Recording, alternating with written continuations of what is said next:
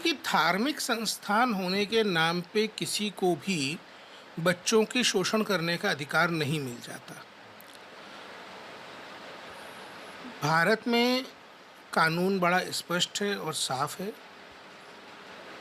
ये मामला पर्टिकुलरली झारखंड के रांची में 2018 में प्रकाश में आया था, जिसमें नाबालिग बलात्कार पीड़ित बच्चियों को रखकर उनकी डिलीवरी करवाकर उनके नवजात शिशुओं को बेचा जाता था।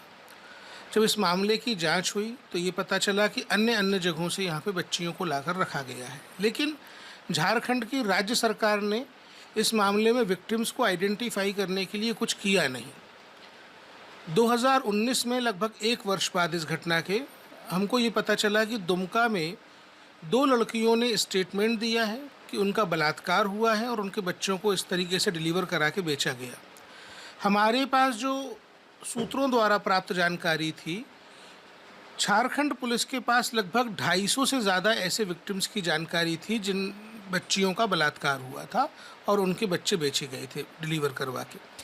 झारखंड की इन 2 बच्चियों के मामले में हमने झारखंड सरकार से बोला कि हमको ये स्टेटमेंट बच्चों का मिला है। बच्चों ने अपने स्टेटमेंट में कहा है कि उनका बलात्कार हुआ है और उनके बच्चों को डिलीवर करा के बेच दिया गया है।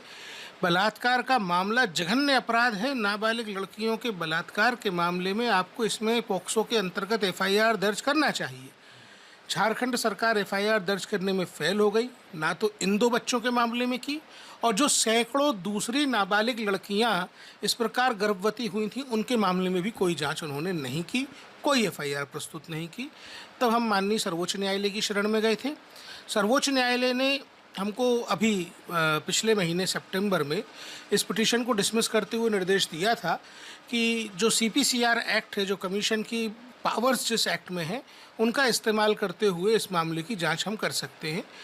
तदुपरांत हम लोगों ने झारखंड के चीफ सेक्रेटरी और डीजीपी को नोटिस किया है और उनसे ये कहा है कि इन 2 बच्चियों को आइडेंटिफाई करें, एफआईआर दर्ज करें और जितनी भी बच्चियां दूसरे राज्यों की या दूसरे ज़िलों की इस प्रकार के अपराध में विक्टिम हैं उनको आइडेंटिफाई करें। भारत का कानून एकदम साफ है। धार्मिक संस्थान होने के नाम पर किसी को बच्चों के शोषण का अधिकार नहीं मिलता। हमने आसाराम जैसे बलात्कारी को सज़ा देने का काम किया है। मिशनरी ऑफ चैरिटी का अपराध भी किसी मायने में कम नहीं है। बच्चों के साथ जो शोषण करेगा उसको एक जैसी सज़ा दिलवाई जाएगी।